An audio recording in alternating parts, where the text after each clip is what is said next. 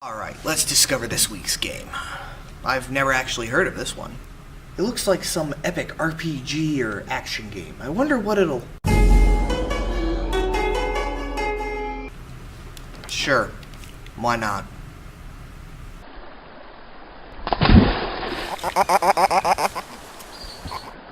So this week, let's discover Legend of the Dragon. I'd never heard of this game, I'd never heard of the show it's based on, I'd never even heard of their developer, but hey, it's called Neko Entertainment, so it can't be that bad. Alright, let's see, they made this, WWF Panda Jr.? Kokoto Fun Fair, Build-A-Bear Workshop, Bratz Kids Slumber Party. Oh, this is gonna suck, isn't it? I wasn't kidding in that intro. I actually thought this was going to be some kind of action game. With the cards around the cover, I thought it might even be some kind of Yu-Gi-Oh! Ripoff. What I was not expecting was a 3D fighting game with absolutely horrible controls. It has very limited options, and going into the story mode does nothing to explain the story from the show. It tells me that the guy named Aang is the Dragon Warrior, and that this girl Ling is his sister and wants the same power, so some guy gives it to her and she goes out to fight everybody else. I mean, motivation works, I guess. I just would have expected something deeper from a 39 episodes long show. So I set out in the game, and it immediately sucks. The combos don't string well together, and they are simultaneously too simplistic and too complicated. For example, one combo they tell you how to do is square, square, square, forward, square, square. Wait, what? That's stupidly simple, yet so long you'll never get it off on a real opponent because they'll be able to run away or use the reflect block to knock you back. Oh, and that reflect block? You can't be serious! When you try to use it, firstly it almost never works, as you need to press block, L1, and R1 all at the same time. Pressing them even slightly off from each other and you'll either stand there like a dope, block normally, or start trying to charge your super form and get punched in the face. Even when you can get it to work, it's on a delay, so you need to have pressed it about a second before the enemy starts to attack, and the computer somehow magically always knows when you do that. I almost could not complete the tutorial because the computer didn't want to punch me whenever I pressed that button. But in most levels, the computer really isn't even interested in fighting you. You're given 60 seconds to defeat an enemy that does nothing but run away and block attacks.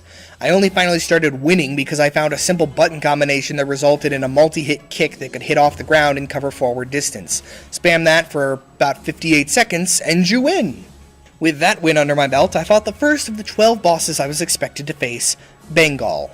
Well done, Neko Entertainment, you have now lived up to your name. I beat her, and I'm now her.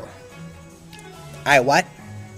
The game went suddenly from fighting in missions along a map in a style reminiscent of Soul Calibur 2 for me, to fighting some enemy after enemy in a challenge style more similar to Mortal Kombat's Challenge Tower. What happened? Alright, well, Bengal's faster, her combos make more sense, and she's hotter, so I'm not gonna complain.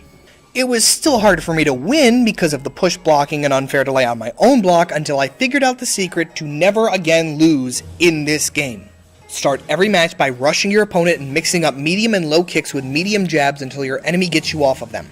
By that time, you should have full energy meter. If they get on you first, wait until they've beaten you up enough to have full energy meter. As soon as full meter is achieved, get away from them. As far away from them as you can. Wait until they stop trying to get in on you and just run until then. As soon as you have the distance, activate your transformation into the Tiger Lady. Then, as soon as this game will acknowledge you pressing both L1 and R1 again, as those were the button combinations that allowed you to transform the first time, so there's an annoyingly long delay before it will accept them again, press them. Then when the menu comes up, hit square. Then continue mashing square as hard as you can until the cutscene ends. Immediately, upon the cutscene ending, as the screen is still fading back in, press L1 R1 again.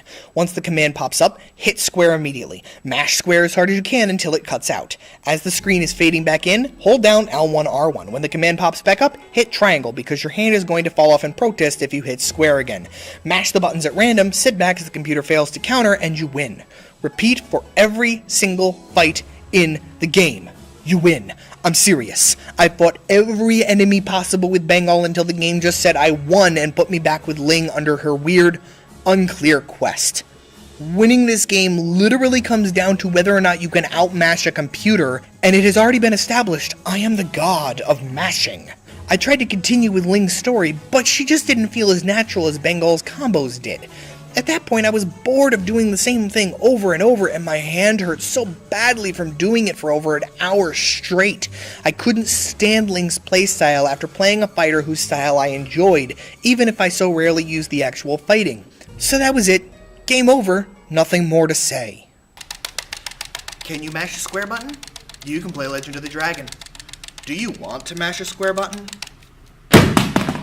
Me neither.